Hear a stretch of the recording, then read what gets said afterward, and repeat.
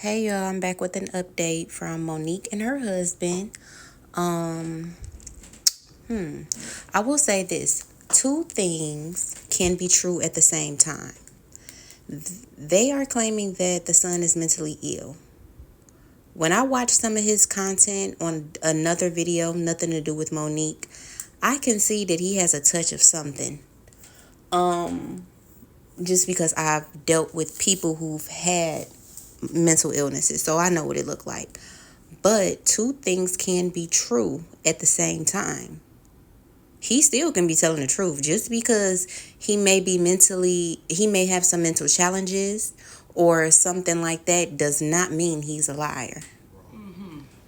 So The y'all title of watch our this clip conversation, or the and theme of let it, me is know called The what y'all Long think. Way Around, because ain't no shortcuts. Pickles, stop playing with that paper, please. The reason we're having it is a multitude of reasons, but we're going to start off that was put up by my son, my oldest son, Shalon. And this is what I want to say to this. There are some people that are saying, oh, you should be ashamed of your mothering skills. You should be ashamed of yourself. This is what I'll say. Let's let it play out. Because the same ones that said to me, I was crazy, I was deranged, we watched it play out. So just like with my son, we'll watch this play out. And I do want to address this though, Shalon. When you say her daddy, then that's when mommy gonna say stop playing, because you know this has been Uncle Sid your whole life. Uncle Sid knew you before you knew you. So for you to say her 3 sons, yes, you're absolutely right. He has 3 sons. He can't claim you as his son because he's always been Uncle Sid, and he knows your daddy very well. and love that brother.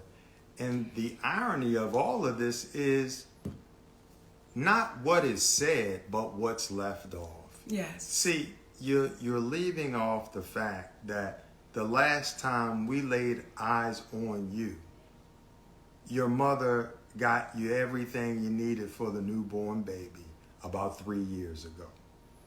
You're forgetting about how I, from Georgia, am talking you through getting your car after we gave you the half of the down payment for it, and you were 31 years of age, 32 years of age at that point, and I'm negotiating the deal with the dealer for you as you sit there.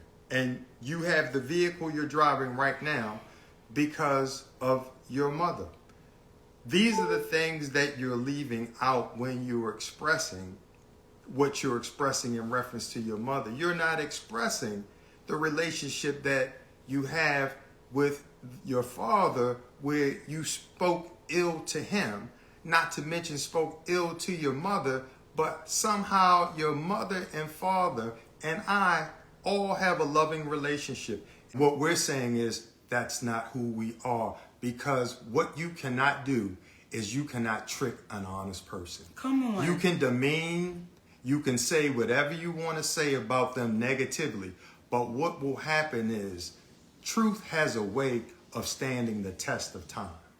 I forgot to have my phone to read the last text message that I gave to you, Shalon, where I told you about the understanding of how you are speaking to a woman, and how you as a man and how you perceive things may be completely different from how your wife, how your mother, how your sister, how your daughter will look at things. And when you learn how to communicate a little bit better, then things will happen a little bit better.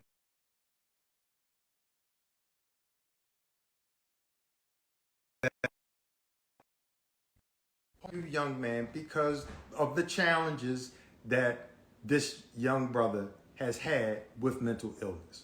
So we're communicating that out loud to speak to our community, to say, listen, y'all, if we have more public conversations, there will be less private angst.